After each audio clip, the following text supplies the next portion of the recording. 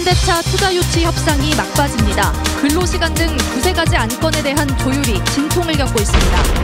광주 도시철도 2호선의 운명을 결정할 마지막 절차가 하루 앞으로 다가왔습니다. 250명의 시민 참여단이 이틀 동안 토론을 한 뒤 건설 여부를 투표로 결정합니다. 일반 근로자보다 재해 발생 위험이 높은 농업인들은 산재보험 의무가입 대상에서 제외돼 일하다가 다쳐도 기댈 곳이 없습니다. 단속과 처벌을 강화해도 음주운전이 그치지 않고 있습니다. 특히 광주의 음주운전 발생 건수가 전국에서 손꼽힐 정도입니다. 여러분 안녕하십니까? 광주 MBC 뉴스데스크입니다. 광주형 일자리 논의가 막판 진통을 겪고 있습니다. 시간적인 여유가 없는데 몇 가지 쟁점에서 의견 차이가 좁혀지지 않고 있습니다. 오늘 광주를 찾은 민주당 홍영표 원내대표는 때를 놓쳐서는 안 된다며 조속한 합의를 당부했습니다. 보도에 정용욱 기자입니다. 지역 노동계가 참여하고 있는 광주시 투자유치 추진단은 주당 근로시간을 40시간으로 하자고 현대차에 제안했습니다. 하지만 현대차는 주당 44시간을 고집하고 있는 것으로 알려졌습니다. 근로시간에 예민한 건 임금 규모와 맞물려 있기 때문입니다. 초임 연봉을 3,500만 원이라고 가정하고 주당 44시간을 일해 이 돈을 받는다고 한다면 주당 40시간의 경우 연봉이 3,200만 원 수준으로 낮아진다고 노동계는 주장합니다.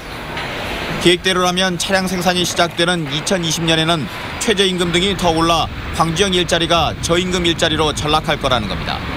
앞으로 2021년도 생활임금이나 최저임금을 계산하면 최저임금의 수준에 가까운 임금이 될 수밖에 없다는 거죠.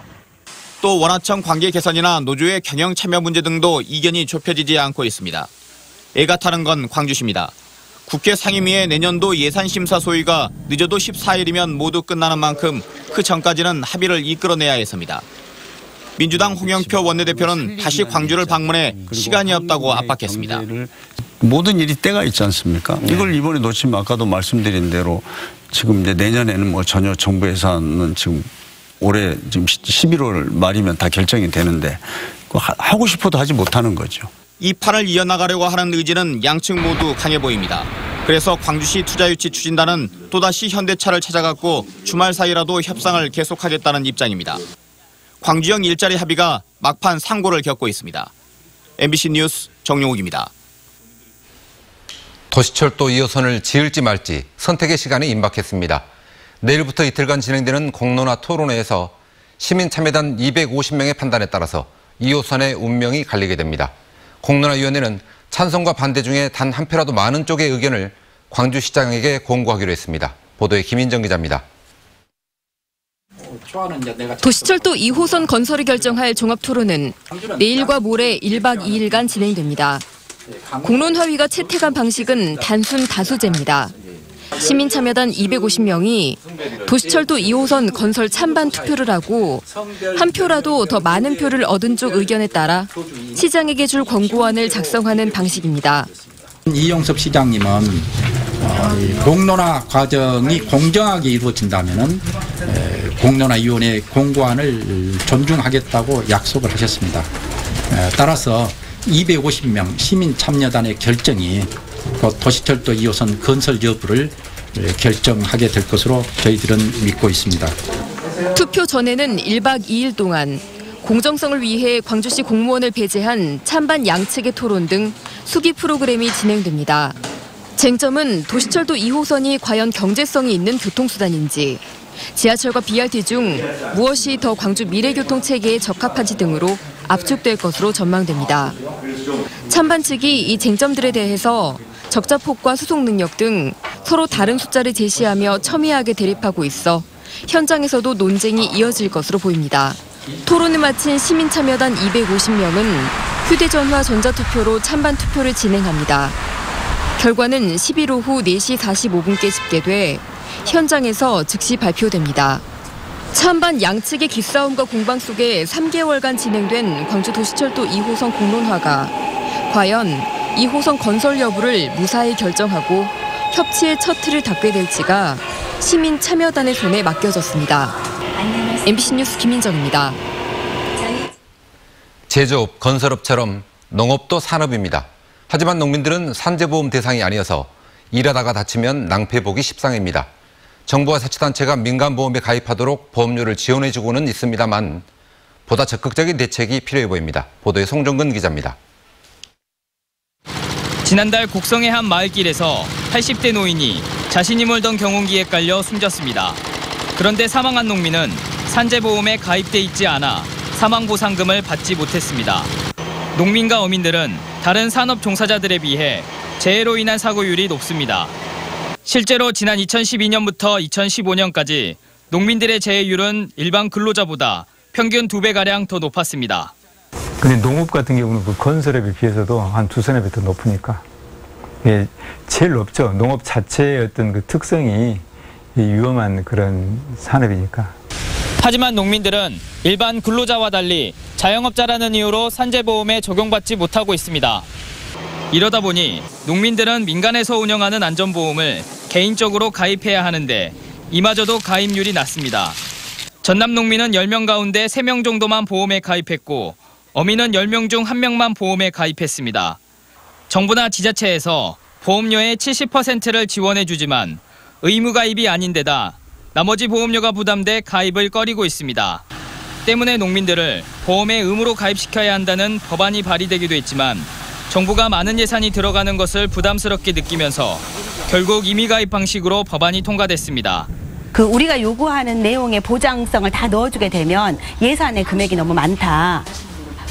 그리고 실제로 농사를 짓는 사람들이 구체적으로 정확하게 농민이다라고 규정할 수 있는 규정 근거가 약하기 때문에 도덕적 해이나 다른 부분이 생길 수 있어서 문재인 대통령이 후보 시절 농어민 산재보험을 도입해 농어민 복지를 확대하겠다고 공약한 만큼 지금이라도 다시 농민들의 산재보험 의무가입 논의를 시작해야 합니다. MBC 뉴스 송정근입니다.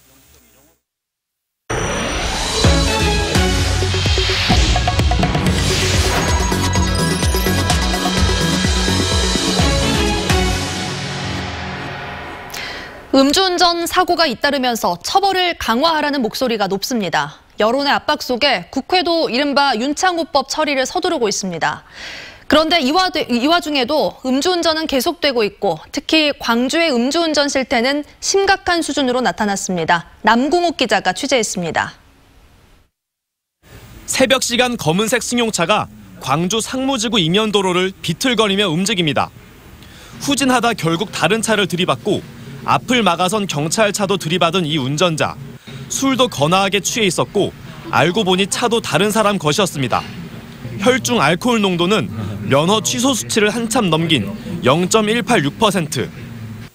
신호 대기 중이던 자동차를 잇따라 들이받더니 운전자가 차를 버리고 달아납니다.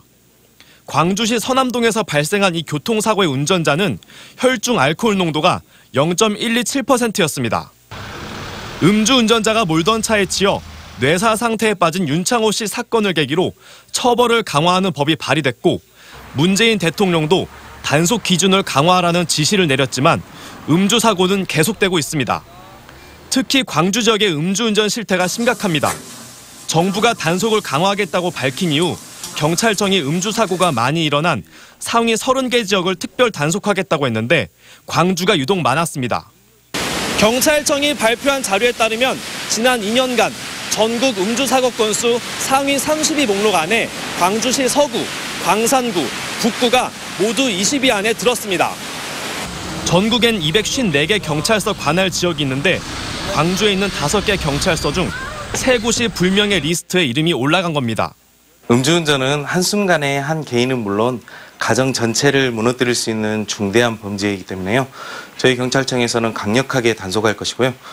지난해 광주에서는 음주운전 사고로 9명이 숨지고 1,200명이 넘는 사람이 다쳤습니다. MBC 뉴스 남궁욱입니다. 음주운전 삼진아웃 기준에 해당되는데도 경찰이 구속하지 않았다가 광주지검이 직접 구속한 음주운전자가 올해만 10명에 달합니다. 광주지검은 올해 10월까지 음주운전자 44명을 구속 기소했고 이 가운데 10명은 구속 기준에 해당되는데도 불구속 상태로 검찰로 송치된 운전자들이었다고 밝혔습니다. 이들 가운데 39살 이모 씨의 경우 음주운전으로 집행유예 기간인데도 혈중 알코올 농도 0.294%, 만취 상태로 운전을 하다 적발됐습니다. 또 대학생인 24살 류모 씨도 술을 마신 상태에서 시속 146km로 운전을 하다 사고를 내 동승자 2명이 숨지기도 했습니다. 오늘 오전 10시쯤 구례군 토지면의 한 도로에서 64살 조모 씨의 승용차와 49살 한모 씨가 몰던 시외버스가 충돌해 승용차 운전자 조 씨가 숨졌습니다. 경찰은 조 씨가 중앙선을 침범해 마주오던 버스와 정면 충돌한 것으로 보고 버스 운전자 등을 상대로 정확한 사고 경위를 조사하고 있습니다. 5.18 당시 계엄군의 성폭행 사건에 대해 추가 조사가 이루어질 것으로 보입니다. 민주평화당 장병환 원내대표는 국가인권위에 대한 국정감사에서 최영애 위원장이 공식 확인된 17건 외에 40여 건의 추가적인 내용에 대해서도 조사하기로 했다고 전했습니다. 최 위원장은 진상규명위원회가 발족하기 전이라도 인권위가 추가 조사하겠다고 밝혔습니다. 광주시가 민간공원 2단계 사업에 대한 우선협상 대상자를 선정했습니다. 15개 업체가 참여한 이번 공모에서 최종 선정된 우선협상 대상자는 중앙공원 1지구가 도시공사, 2지구가 금호산업, 중회공원이 한국토지신탁, 7공원이 라인산업, 우남산공원이 우미건설, 신용공원이 산이건설로 결정됐습니다. 광주시는 우선협상 대상자와 2020년 상반기에 실시협약을 체결할 예정이고 이번 공모 사업에서 접수자가 없었던 송정공원에 대해서는 이달 중으로 다시 공고할 방침입니다. 광주지검은 하청업체로부터 억대 뇌물을 받은 혐의로 제2순환도로 1구간 관리업체 대표 55살 정모 씨를 구속 기소하고 정 씨에게 뇌물을 준 51살 임모 씨를 불구속 기소했습니다. 정 씨는 2011년부터 2017년 사이 순환도로 시설관리 업무 도급 계약을 갱신하는 대가로 임 씨에게서 현금 3억 1천만 원과 승용차 등을 제공받은 혐의입니다. 참여자치 21은 1구간 재협상과 시설물 관리업체 선정 과정의 비리 의혹과 관련해 광주 순환도로 투자의 실소유자인 맥쿼리 인프라에 대해서도 철저하게 수사하라고 촉구했습니다. 광주시가 지난 2014년부터 3년 동안 정산을 하지 않았거나 뒤늦게 정산한 보조금과 위탁금이 1조 9천억 원에 이르는 것으로 나타났습니다. 이 같은 사실은 광주시 행정사무감사에서 장재성 의원이 밝힌 내용으로 지방재정법상 보조금이나 위탁금 정산은 사업이 완료됐거나 회계연도가 끝났을 때부터 2달 이내에 해야 합니다. 더불어민주당 광주시당이 공무원에게 상습적으로 폭언을 하고 갑질을 했다는 의혹을 받고 있는 광주 모 구의원을 조사하고 있습니다. 민주당 광주시당은 6.13 지방선거 이후 당 소속 선출직 공직자의 윤리규범 준수 여부를 점검하는 과정에서 A 의원의 규범 위반 의혹에 대해 조사하고 있다고 밝혔습니다. 민주당은 조사 뒤 문제가 있을 경우 윤리심판원에 회부할 예정입니다.